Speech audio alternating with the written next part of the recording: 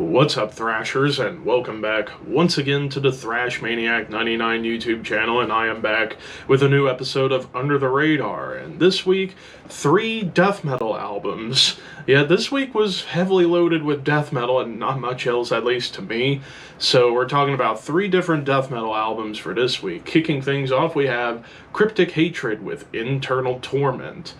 This also came out on July 5th, and this was on Time to Kill Records, and this is a Finnish death metal band. However, these guys sound a lot closer to Florida death metal, or like American death metal as a whole. Like lots of nods to Cannibal Corpse and Deicide, but there's also a little bit of European death metal in here, mainly bands that are Florida death metal inspired, like Blood Red Throne and Vomitory, for example. But yeah, this album, it's very much rooted in old school death metal, like lots of great blast beats. It gets a little bit more brutal at times. Also, it gets very melodic at certain points. Low-end tremolos, there's a lot of thrashy bite to it.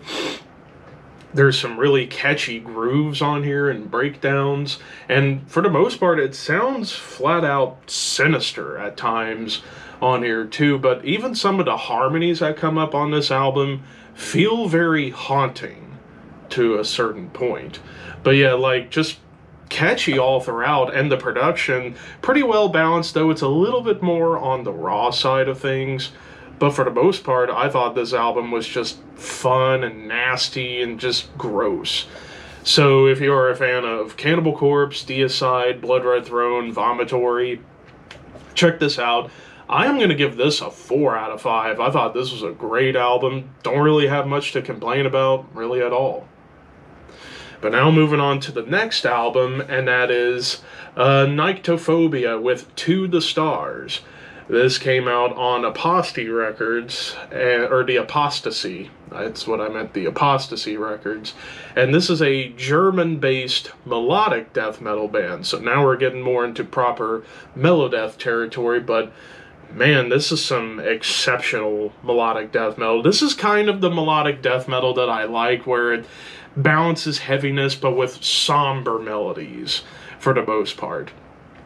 Like, the pianos and the strings that come up on here certainly complement the music that's going on, but most of these melodies are somber, but there's also some big triumphant melodies that come up in here too. Occasional death metal triplet chugs to still retain that death metal side. Some cool tremolo riffs, and the vocals, like the growls sound a little close to Johan Hegg from Amon Amarth, but the screams sound very close to the late great Trevor Strnad from Black Dahlia Murder. But the grooves are very lumbering on here. It occasionally gets into double time, little bits of thrash, even some blasts come in here and there, but even some weird synths at the end of the album to kind of add a little bit more to the album. But overall, I would say if you are a fan of Black Dahlia Murder, like let's picture if this was Black Dahlia Murder but more somber rather than brutal. Insomnium, Omnium Gatherum, and In Mourning. Check this out. I also give this a 4 out of 5. I thought this was another great one that came out this week. But now that leaves us with one, and that is Black Hole Deity with Profane Geometry. This came out on Everlasting Spew, and this is a band mostly based out of Alabama, and this is technical death metal. So now we're into technical death metal, although this is the kind of technical death metal I can get behind. Like the opening intro fiddles, which I thought was kind of odd, but then from there on, it's just a barrage of blast beats and tremolos, sinister melodies, grooves. And of course, this is mainly a project of Mike Heller from Malignancy and Raven, formerly of Fear Factory. Of course, when you have Mike Heller on an album, you're going to get some killer drums, and the drum work is insane on this album. But the guitar work and the bass work and the vocals, just as crazy.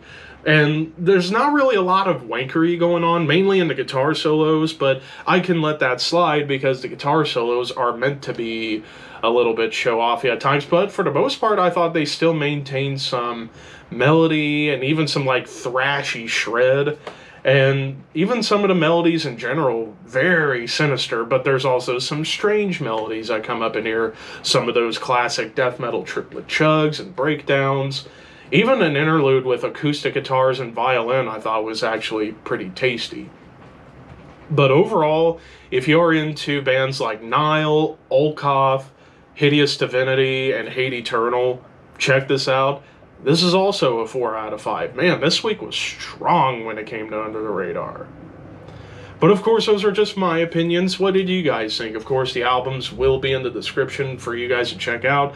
Thank you for watching. Like, comment, share, subscribe, all that fun stuff. Keep your horns high and your dreams wet. Thank you for your patronage.